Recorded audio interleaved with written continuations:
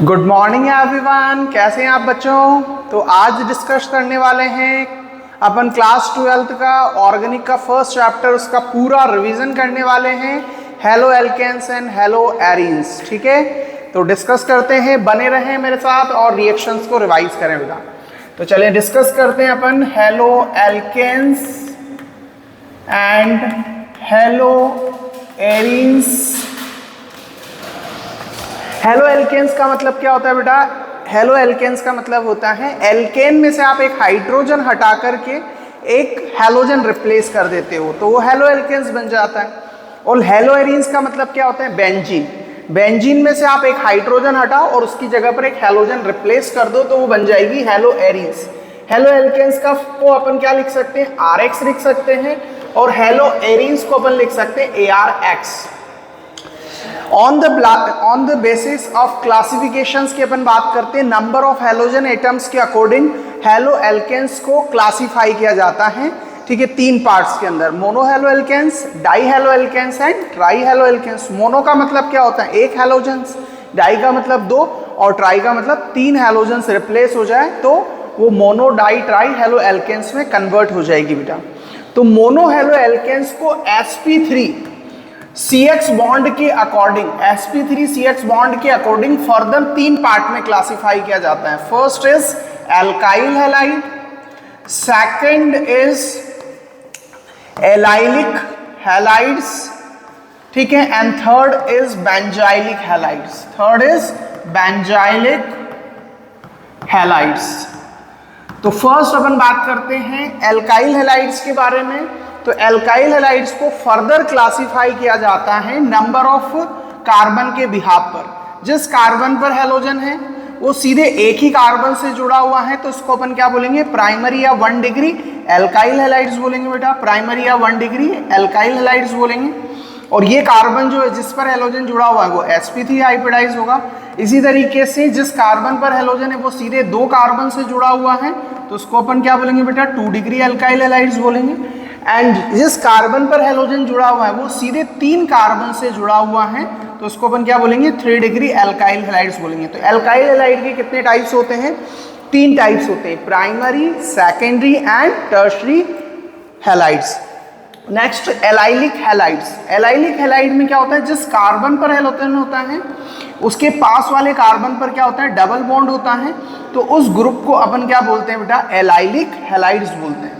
तो allylic halide में जिस कार्बन पर हैलोजन है उसके पास वाले पर डबल बॉन्ड होगा तो this group is allyl halide. और बहुत ही इजी है इस ग्रुप को याद रखना, क्योंकि आपको पता है CH2 डबल बॉन्ड CH2, इस कंपाउंड को अपन क्या बोलते हैं बेटा, इथीन बोलते हैं, ठीक है। इथीन में से एक हाइड्रोजन आप हटा दो तो ये ग्रुप बन जाता है विनाइल ग्रुप। कौन सा ग्रुप बन जाता है बेटा, विनाइल ग्रुप बन जाता है। और विनाइल ग्रुप के आगे CH2 लगा दो तो ये एलाइलिक ग्रुप में कन्वर्ट हो जाता है। Next benzylic halide. Benzylic halide में क्या होता है बेटा, जिस कार्बन पर हैलोजन जुड़ा हुआ है उसका नेक्स्ट अगला वाला कार्बन यदि बेंजीन रिंग का है तो उसको अपन क्या बोलेंगे, बेंजाइलिक हैलाइड्स बोलेंगे। बेंजाइलिक हैलाइड्स में भी आपकी डिग्री होगी, जिस कार्बन पे हैलोजन जुड़ा हुआ है सीधे एक ही कार्बन से जुड़ा हुआ है तो 1 डिग्री, 2 कार्बन से तो 2 डिग्री, 3 कार्बन से जुड़ा हुआ है तो 3 डिग्री बेंजाइलिक हैलाइड्स। तो sp3 CX बॉन्ड के अकॉर्डिंग 3 तरह के divisions, first is alkyl, second is allylic and third is benzylic. Next अपन बात करते हैं बेटा sp2 CX बॉन्ड के अकॉर्डिंग क्लासिफिकेशन। तो sp2 CX बॉन्ड के अकॉर्डिंग जो एल्काइल हैलाइड होते हैं उसको 2 पार्ट्स में क्लासिफाई किया जाता है। First is vinyl halide and second is aryl halides. Second is aryl halides. First is vinyl halide की अपन बात कर रहे हैं। तो विनाइल हैलाइड में क्या होता है, जिस कार्बन पर हैलोजन जुड़ा हुआ होता है उसी पर डबल बॉन्ड होता है बेटा। जिस कार्बन पर हैलोजन है उसी पर डबल बॉन्ड है तो इस ग्रुप को अपन क्या बोलते हैं बेटा, विनाइल ग्रुप बोलते हैं। और ये कार्बन जो होगा sp2 हाइब्रिडाइज होगा। देखिए sp2 है, क्यों, क्योंकि यहाँ पर 3 सिंगल बॉन्ड है तो हाइब्रिडाइजेशन क्या होगा, sp2 होगा। एराइल हैलाइड की अपन बात कर रहे हैं तो जिस कार्बन पर हैलोजन जुड़ा हुआ है उसी पर, जिस कार्बन पर हैलोजन जुड़ा हुआ है उसी पर हैलोजन अवेलेबल है और पार्शियल डबल बॉन्ड कैरेक्टरिस्टिक है तो ये ग्रुप जो होता है आपका एराइल हैलाइड कहलाता है और ये हाइब्रिडाइजेशन क्या होगा, sp2 होगा। तो CH बॉन्ड के अकॉर्डिंग दो तरह के classifications, first is vinyl halide and second is aryl halide. तो आई थिंक 5 तरह के क्लासिफिकेशन आपको याद हो गए होंगे हेलो एल्केन्स के, ठीक है। नेक्स्ट अपन बात करते हैं आगे इसके प्रिपरेशंस मेथड्स की। तो बच्चों ठीक है, यहाँ से सेशन जो है चैप्टर्स की जो प्रिपरेशंस हैं वो बहुत ही इंपॉर्टेंट है हेलो एल्केन्स की, और यही रिएक्शंस बहुत सारी अल्कोहल फिनोल के अंदर भी यूटिलाइज होती हैं, क्योंकि सेम रिएक्शन से अल्कोहल की केमिकल रिएक्शन के अंदर एल्काइल हैलाइड्स अपन बना सकते हैं। तो अपन समझते हैं प्रिपरेशन ऑफ हेलो एल्केन्स, कैसे अपन हेलो एल्केन्स का प्रिपरेशन कर सकते हैं बेटा। तो हेलो एल्केन्स के प्रिपरेशंस के लिए सबसे फर्स्ट मेथड होता है बाय अल्कोहल। अल्कोहल से आप क्या कर सकते हो, हेलो एल्केन्स बना सकते हो बेटा। तो अल्कोहल का फॉर्मूला क्या होता है, अल्कोहल का जो फॉर्मूला होता है वो होता है ROH। तो ROH की रिएक्शन अपन HCl से कराते हैं। किससे कराते हैं, HCl से या HX से कराते हैं, हैलोजन एसिड से रिएक्शंस कराते हैं बेटा। जब हैलोजन एसिड से रिएक्शंस कराएंगे तो हैलोजन पर ठीक है हाइड्रोजन पे प्लस और हैलोजन पे माइनस और OH पर माइनस।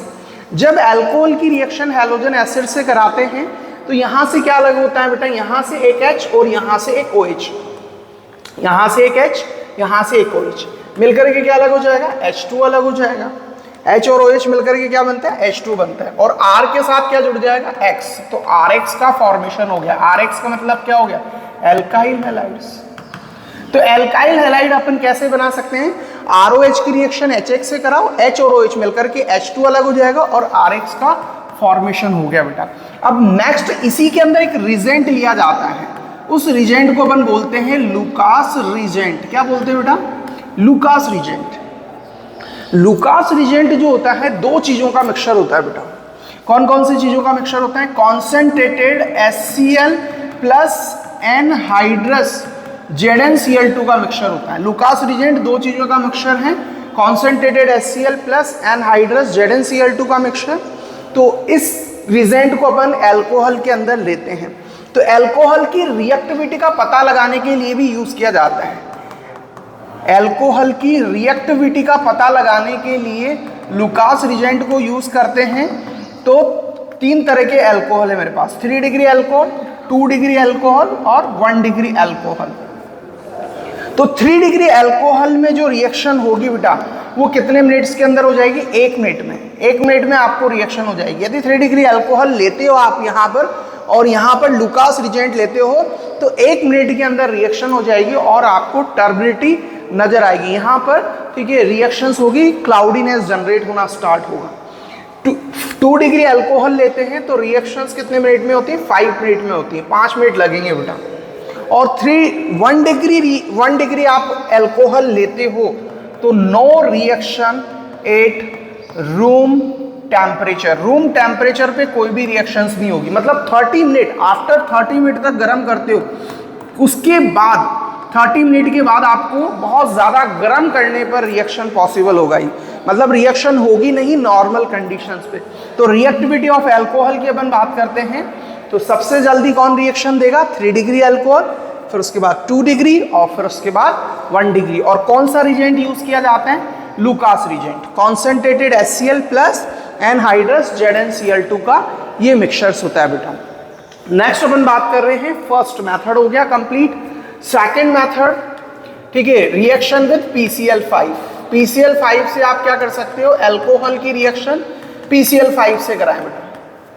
तो देखिए अल्कोहल की रिएक्शन PCl5 से अपन रिएक्शंस कराते हैं तो उससे भी आप अल्काइल हैलाइड बना सकते हो। तो यहाँ से क्या अलग होगा बेटा, एक R और यहाँ से एक Cl मिलकर के क्या अलग हो जाएगा, RCl बन जाएगा। यहाँ से एक H और एक Cl और ले लो, क्या बन जाएगा, HCl। अब बचे कितने बेटा, जो जो रिमेनिंग बचा उसको लिख दो आप। यहाँ पर एक P बचा, ठीक है, और क्या बचा रिमेनिंग, ठीक है, ऑक्सीजन बचा, और यहाँ पर 2 Cl चले गए तो उस कंडीशन पर ठीक है कितने Cl बचे, 3 बचे, तो क्या बन जाएगा बेटा, POCl3 का फॉर्मेशन होगा। तो बहुत ही ईजी है। जब ROH की रिएक्शन PCl5 से कराते हैं तो RCl, HCl और POCl3 का फॉर्मेशन होता है। नेक्स्ट अपन बात करते हैं थर्ड रिएक्शन, PCl3 से रिएक्शंस। उससे भी एल्काइल हैलाइड बना सकते हैं। तो ROH की रिएक्शंस जब PCl3 से कराते हैं बेटा, तो यहाँ पर अपन को याद रखना है अल्कोहल के कितने मॉलिक्यूल लेने पड़ते हैं, 3 मॉलिक्यूल लेने पड़ते हैं बेटा।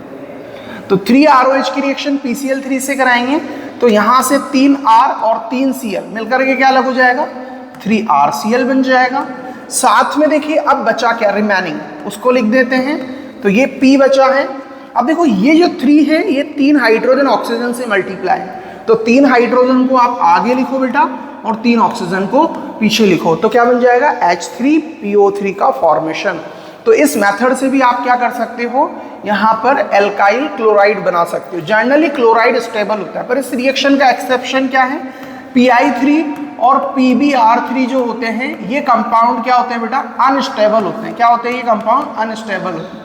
तो इसके लिए आयोडाइड और ब्रोमाइड के लिए अपन अलग तरह की रिएक्शन यूज करते हैं, सेम इसी को बनाने के लिए, क्योंकि ये कंपाउंड अनस्टेबल है। तो यहाँ पर इन कंपाउंड्स को रिएक्शन के अंदर इंटरमीडिएट में बनाया जाता है और रिएक्शंस में इंटरमीडिएट बना करके फर्दर रिएक्शन कर दी जाती हैं। तो अपन बात करते हैं एल्कोहल की रिएक्शंस मुझे किससे करानी पड़ेगी, यहाँ पर रेड फॉस्फोरस और H2 गैस से करानी पड़ेगी। और H2 गैस क्या हो सकती है बेटा, ठीक है, Br2 हो सकता है और I2 हो सकता है। जनरली ब्रोमाइड और आयोडाइड जो होते हैं, इनके जो आयोडाइड होते हैं और ब्रोमाइड होते हैं ये अनस्टेबल होते हैं। तो इसको कंप्लीट कराने के लिए इसी रिएक्शंस में रेड फॉस्फोरस यूज कर लिया जाता है और फर्दर वो रिएक्ट करके किस में कन्वर्ट कर देते हैं, इसको RX में कन्वर्ट कर देता है बेटा।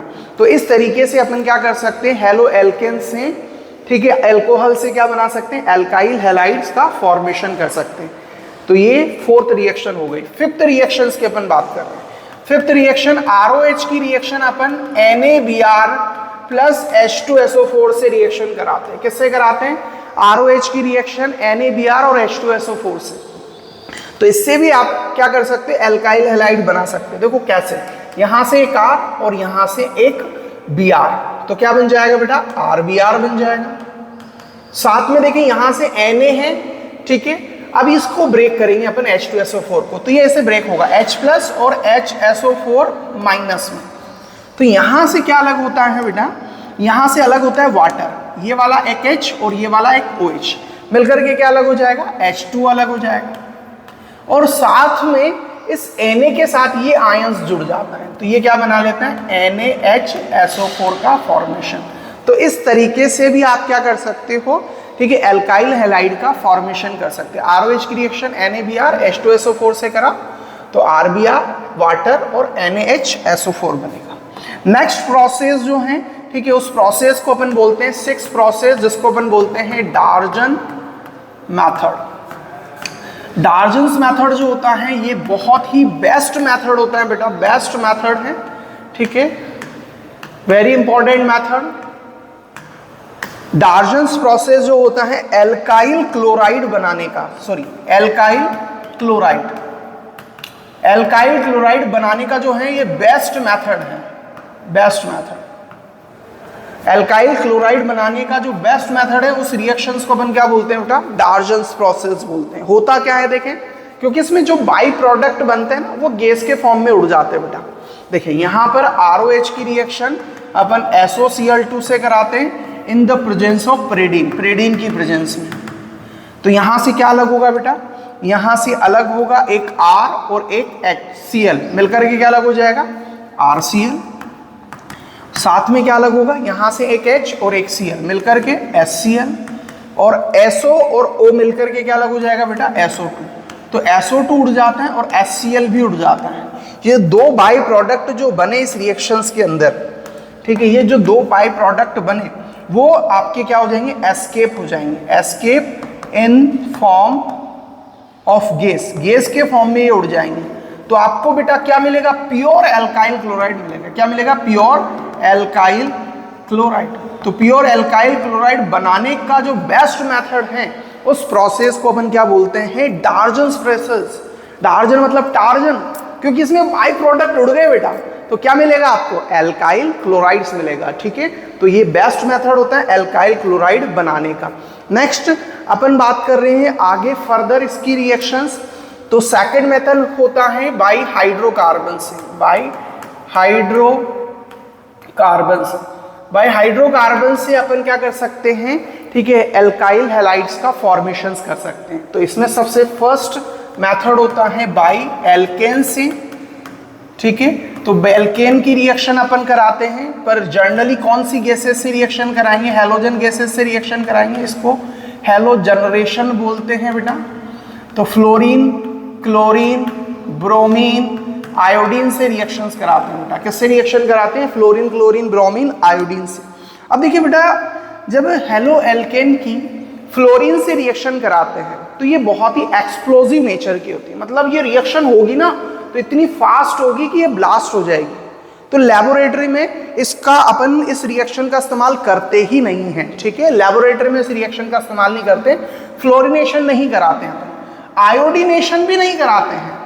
जनरली आयोडीनेशन होता तो है पर ये रिवर्सिबल नेचर का होता है, ये तो होता ही नहीं फ्लोरिनेशन, पर ये कैसा होता है बेटा, ठीक है, रिवर्सिबल नेचर का होता है। कैसा नेचर का होता है ये, रिवर्सिबल नेचर का। तो रिवर्सिबल नेचर के होने की वजह से, रिवर्सिबल होने की वजह से, ठीक है, इसके अंदर अपन एक कैटलिस्ट यूज करते हैं, HNO3 प्लस HiO4 का मिक्सचर लेते हैं बेटा, तब जाकर के आयोडीनेशन जो होता है वो पॉसिबल होता है।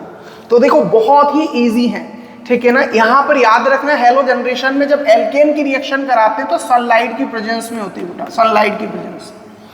तो देखिए कैसे होती है, CH4 की रिएक्शन मैंने किससे कराई, क्लोरीन से कराई। क्लोरीन और ब्रोमीन ही जनरली रिएक्शन कराते हैं, और ये रिएक्शन होती है बाय फ्री रेडिकल मैकेनिज्म के थ्रू, ठीक है, फ्री, ठीक है, रेडिकल मैकेनिज्म के थ्रू ये रिएक्शंस होती हैं। तो यहां से होगा क्या, देखिए क्लोरीन की रिएक्शन CH4 से कराई यहाँ पे अपन ने in the presence of sunlight, तो अलग क्या होगा, फ्लोरिनेशंस। जब अपन क्लोरीन से रिएक्शन कराते हैं तो यहाँ से एक H और एक Cl मिलकर के क्या अलग हो जाएगा बेटा, HCl। अब देखो एक हाइड्रोजन यहाँ से निकला तो एक Cl यहाँ पर रिप्लेस होता है बेटा, तो ये बन जाएगा CH3Cl, CH3Cl का फॉर्मेशन हो गया। फर्दर इसकी रिएक्शंस में आगे कराता हूँ बेटा, तो फर्दर इसी की रिएक्शन हो जाती है क्लोरीन से in the presence of sunlight. तो फर्दर फिर आप सोच सकते हो प्रोडक्ट क्या बनेगा, यहाँ से एक H और यहाँ से एक Cl मिलकर के क्या अलग हो जाएगा बेटा, HCl अलग हो जाएगा, और इस जगह पर क्या जुड़ जाएगा, वापस एक Cl जुड़ जाएगा। तो ये क्या बन जाएगा, CH2Cl2 बन जाएगा। फिर फर्दर अपन आगे रिएक्शंस करा देंगे। जब फर्दर आगे रिएक्शन कराएंगे क्लोरीन की in the presence of sunlight, तो फिर फर्दर यहाँ से एक H और यहाँ से एक Cl मिलकर के HCl अलग हो जाएगा और एक Cl जुड़ जाएगा। तो ये बन गया CHCl3। ये कंपाउंड जो होता है बहुत ही इंपॉर्टेंट कंपाउंड होता है बेटा। इस कंपाउंड को अपन बोलते हैं क्लोरोफॉर्म। क्या बोलते हैं बेटा, क्लोरोफॉर्म। क्लोरोफॉर्म क्या होता है, कार्बन टेट्राक्लोराइड। क्या होता है, कार्बन टेट्राक्लोराइड। यही जो होता है, ठीक है, क्लोरोफॉर्म का फॉर्मूला होता है बेटा CHCl3। CHCl3 को क्लोरोफॉर्म बोलते हैं, और इससे ये एनेस्थीसिया के रूप में यूज किया जाता है। इससे गैस बनती है बेटा, उस गैस को अपन बोलते हैं फोस्जीन गैस। कौन सी गैस, फोस्जीन गैस। उससे एक प्रोडक्ट बनता है, इसका फर्दर ऑक्सीडेशन होकर के CCl2, COCl2 जो होता है कार्बन ऑक्सीक्लोराइड। यही क्या करता है बेटा, पॉइजनस नेचर का होता है। तो पॉइजनस नेचर की जो गैस होती है वो फोस्जीन गैस होती है, और फोस्जीन गैस ही हार्मफुल होती है। तो फर्दर अपन इसका फर्दर क्लोरीनेशंस करा देते हैं बेटा। इसकी रिएक्शन फिर क्लोरीन से कराए तो यहाँ से एक H और यहाँ से एक Cl मिलकर के क्या अलग हो जाएगा, HCl अलग हो जाएगा, और एक Cl यहाँ पर रिप्लेस हो जाएगा। तो इससे बन जाएगा एक और प्रोडक्ट आपका लास्ट में CCl4। देखो सारे आपके क्या हो रहे हैं, हाइड्रोजन रिमूव हो रहे चले जा रहे हैं और क्लोरीन जुड़ते चले जा रहे हैं। तो इससे आप क्या कर सकते हो, बहुत सारे प्रोडक्ट बना सकते हो। देखो इसमें सारे प्रोडक्ट बन रहे हैं, इसमें मोनो भी बन रहा है, डाई भी बन रहा है बेटा। 2 क्लोरीन जुड़ गए, 3 भी जुड़ गए और 4 भी जुड़ गए। तो इस रिएक्शंस का क्या है, ठीक है, इस रिएक्शन के अंदर मोनो, डाई, ट्राई, टेट्रा वाले प्रोडक्ट्स मिलेंगे सारे आप। अब इनके मेल्टिंग बॉइलिंग पॉइंट में ज्यादा डिफरेंस नहीं होता है, इसलिए बेस्ट मेथड नहीं होता है, क्योंकि इनके सेपरेशंस में प्रॉब्लम आती है। और एक और इंपॉर्टेंट कंपाउंड CCl4 जो होता है इसको कार्बन टेट्राक्लोराइड बोलते हैं, और इसको यूज किया जाता है फायर एक्सटिंग्विशर में। कहाँ यूज किया जाता है बेटा? फायर एक्सटिंग्विशर में। और फायर एक्सटिंग्विशर जो होता है यूज किया जाता है आग बुझाने के लिए, फायर एक्सटिंग्विशर में, इसलिए इसको एक नाम से जाना जाता है, इसको बोलते हैं पायरीन। क्या बोलते हैं बेटा? पायरीन। तो पायरीन के नाम से अपन इसको जानते हैं। एज अ सॉल्वेंट के रूप में भी इसको यूज किया जाता है, ठीक है, सॉल्वेंट के रूप में भी अपन इसको यूज करते हैं बेटा, ठीक है। तो आई थिंक आपको ये समझ में आया होगा, ठीक है। यहाँ तक आप रिवाइज करें, फिर अपन मिलते हैं नेक्स्ट टाइम पे, ठीक है बेटा। चले, बाय बाय।